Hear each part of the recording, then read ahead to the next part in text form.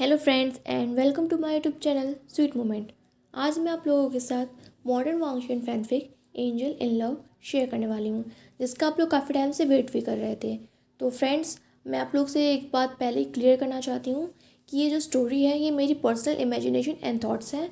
तो अगर आपको इसमें से कुछ भी अच्छा ना लगे तो आप मुझे कमेंट सेक्शन में कमेंट करके बता सकते हैं, मैं उसे चेंज करने की कोशिश करूँगी। एंड फ्रेंड्स यार, मैंने आप लोग से कल कहा था कि मेरे भाई का एक यूट्यूब चैनल है, गेमिंग चैनल, तो प्लीज़ यार आप उसके चैनल को सब्सक्राइब कर दीजिए। वो एक्चुअली मुझसे बहुत रिक्वेस्ट कर रहा था आप लोगों से ये बात शेयर करने के लिए। तो गाइस, ये मेरी भी आप लोगों से एक छोटी सी रिक्वेस्ट है कि प्लीज़ उसके चैनल को सब्सक्राइब कर दीजिए। एंड वीडियो स्टार्ट करने से पहले अगर आपने अभी तक इस चैनल को सब्सक्राइब नहीं किया है तो subscribe this channel and like this video. तो फ्रेंड्स, स्टोरी की स्टार्टिंग एक टीनेजर बॉय से होती है जो कि अपनी फैमिली के साथ बहुत हैप्पी होकर अपना बर्थडे सेलिब्रेट कर रहा होता है। और थोड़ी सी ही डिस्टेंस पर विंग अपनी रिपोर्ट तैयार कर रहा होता है, क्योंकि विंग को इस बॉय को हैप्पी करने का टास्क मिला होता है जो कि उसने कंप्लीट कर लिया होता है।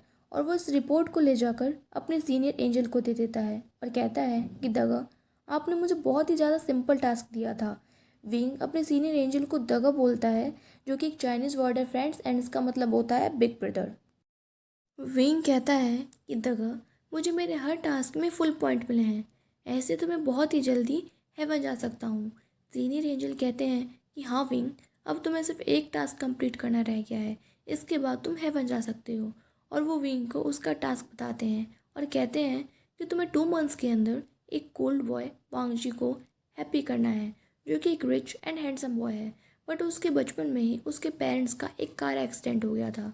उसका सिर्फ एक बड़ा भाई है जो कि बिजनेस संभालता है, इसलिए वो ज़्यादातर बिजनेस टूर्स पे ही रहता है।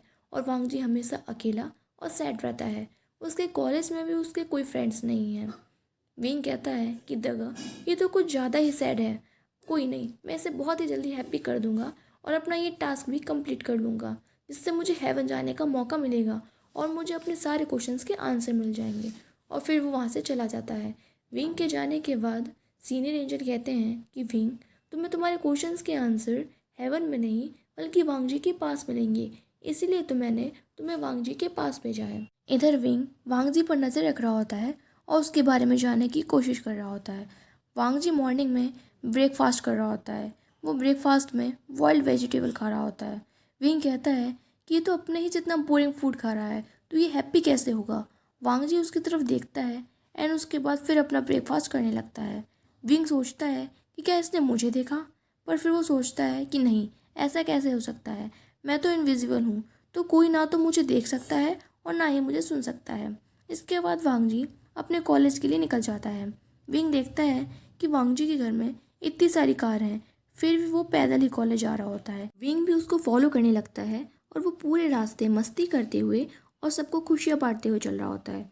वो शॉप में से कभी चॉकलेट तो कभी कॉटन कैंडी निकाल कर छोटे छोटे बच्चों को दे देता है, पर वांगजी पूरे रास्ते बिल्कुल सीधे देखते हुए जा रहा होता है। विंग फिर से इनविजिबल होता है और वांगजी के पास जाता है और कहता है कि ये तो सच में बहुत ज़्यादा बोरिंग है, इसे हैप्पी करना थोड़ा मुश्किल है।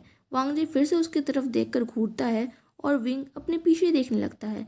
वो सोचता है कि मेरे पीछे तो कुछ नहीं है, तो क्या वांगजी मुझे देख रहा है। वांगजी उससे कहता है कि तुम मुझे फॉलो क्यों कर रहे हो, क्या इस बार ब्रदर ने तुम्हें ये ड्यूटी दी है। मैंने कितनी बार उन्हें मना किया है कि कोई मुझे फॉलो करे, ये मुझे बिल्कुल भी पसंद नहीं है, मैं अपना ख्याल खुद रख सकता हूँ। और वांगजी वहाँ से चला जाता है। विंग सोचता है कि क्या मैं इनविजिबल नहीं हूँ, क्या मेरी पावर ख़त्म हो गई है। और वो ये चेक करने के लिए रोड पर एक आदमी के सामने खड़ा हो जाता है और वो आदमी उसकी बॉडी में से पार होकर चला जाता है, जैसे कि उसके सामने कुछ ना हो। विंग सोचता है कि मेरी पावर्स अभी भी काम कर रही हैं, मैं अभी भी इनविजिबल हूँ, फिर उस वांगजी ने मुझे कैसे देखा।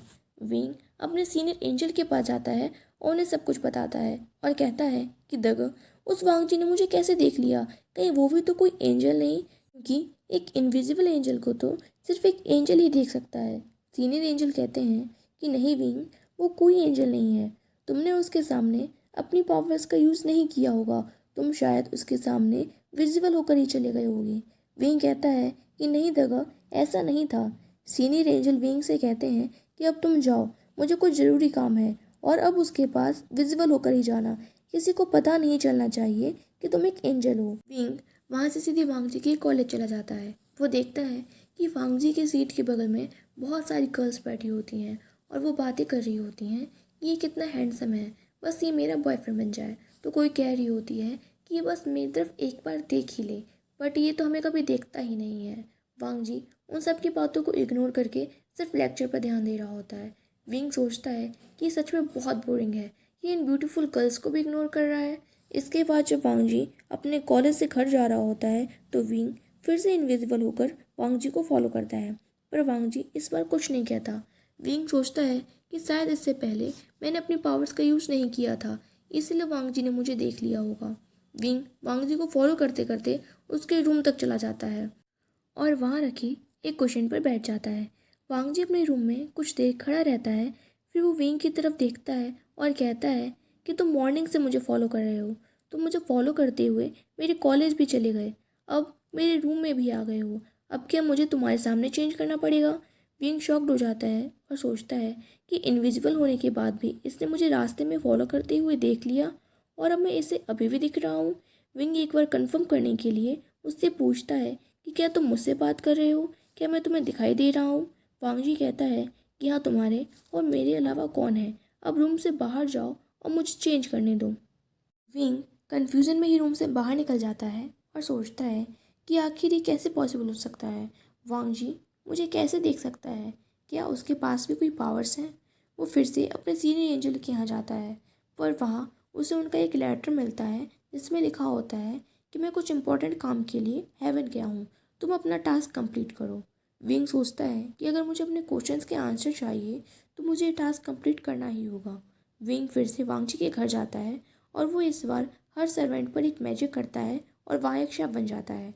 विंग के पास पावर होती है कि वो किसी के भी माइंड में अपनी मेमोरी डाल सकता है या उसे इरेज कर सकता है और वो किसी के भी थॉट्स रीड कर सकता है। विंग सोचता है कि ये वांग जी हमेशा अपनी बोरिंग रूटीन लाइफ में ही रहता है, इसे हैप्पी करने के लिए इसे कहीं बाहर घुमाने ले जाना पड़ेगा। इसलिए वो सारे सर्वेंट्स को उनके घर भेज देता है। जब वांग जी डिनर के लिए हॉल में आता है तो विंग कहता है कि तुम्हारे सारे सर्वेंट्स घर जा चुके हैं, डिनर रेडी नहीं है, इसलिए आज तुम्हें डिनर के लिए बाहर चलना पड़ेगा। वांग जी कुछ नहीं बोलता। विंग उसके थॉट्स रीड करने की कोशिश करता है कि आखिर ये सोच क्या रहा है, पर विंग ऐसा नहीं कर पाता। विंग सोचता है कि आखिर मेरी पावर्स इस पर काम क्यों नहीं करती। तभी वो देखता है कि वांग जी उठकर किचन में जा रहा है। विंग उससे पूछता है कि तुम कहाँ जा रहे हो, तो वांग जी कहता है कि डिनर रेडी करने, मैं बाहर का फूड नहीं खाता, और वो किचन में चला जाता है। विंग भी उसके पीछे चला जाता है। फिर विंग उससे पूछता है कि वांग जी क्या तुम्हें डिनर बनाना आता है। वांग जी कहता है कि हाँ, मुझे आता है, और तुम ये बताओ कि ब्रदर ने तुम्हें मुझे फॉलो करने के लिए कैसे सिलेक्ट किया, क्योंकि इससे पहले जो भी बॉडीगार्ड मुझे फॉलो करता था उसे ढूंढने में मुझे कम से कम 4 या 5 डेज लगते थे, और अगर मुझे पता चल जाता था कि वो मुझे फॉलो कर रहे हैं तो वो अपनी ड्यूटी छोड़ देते थे, पर तुम्हें तुम्हें तो मैंने फर्स्ट डे ही पकड़ लिया और तुम फिर भी मुझे फॉलो कर रहे हो। विंग समझ जाता है कि वांग जी उसे अपना बॉडीगार्ड समझ रहा है। विंग कहता है क्योंकि मेरी ड्यूटी तुम्हें छुपकर फॉलो करना नहीं बल्कि तुम्हारे साथ रहना है। फिर वो कहता है कि जब हमें साथ ही रहना है तो क्यों ना हम फ्रेंड्स बन जाएं। मेरा नाम विंग। ये नेम सुनते ही वांग जी एकदम से स्टैचू हो जाता है। वो कोई रिएक्शन नहीं देता। विंग को ये थोड़ा सा वियर्ड लगता है, पर वो सोचता है कि जो इंसान पूरा ही वियर्ड है उसके काम भी तो वियर्ड ही होंगे। कुछ टाइम बाद वांग जी विंग से कहता है कि मॉर्निंग में तुमने मेरे फूड को बोरिंग कहा था, तो तुम्हें कैसा फूड पसंद है। विंग कहता है कि तुम्हारा फूड सच में बहुत बोरिंग है, मुझे तो चिली एंड स्पाइसी फूड पसंद है, क्या तुम्हें स्पाइसी फूड बनाना आता है। वांग जी कहता है कि मैं हमेशा से बॉइल्ड फूड ही खाता हूँ, इसलिए मैंने कभी ट्राई नहीं किया। विंग उसे कहता है कि तो फिर बाहर चलो, किसी रेस्टोरेंट में चलते हैं। वांग जी का कोई आंसर सुनने से पहले ही विंग उसका हाथ पकड़कर उसे बाहर ले आता है। विंग वांग जी को कार के पास ले जाता है, पर वांग जी कहता है कि मैं कार यूज़ नहीं करता, अगर तुम्हें मेरे साथ बाहर चलना है तो पैदल ही चलना होगा। विंग फिर से मन में वियर्ड सोचता है और उसके साथ पैदल जाने के लिए रेडी हो जाता है। तो फ्रेंड्स, इस स्टोरी के नेक्स्ट पार्ट के साथ मिलते हैं नेक्स्ट वीडियो में। अगर आपको ये स्टोरी इंटरेस्टिंग लगी हो और आपने इस वीडियो को एंजॉय किया हो तो please like this video and subscribe this channel. Bye bye.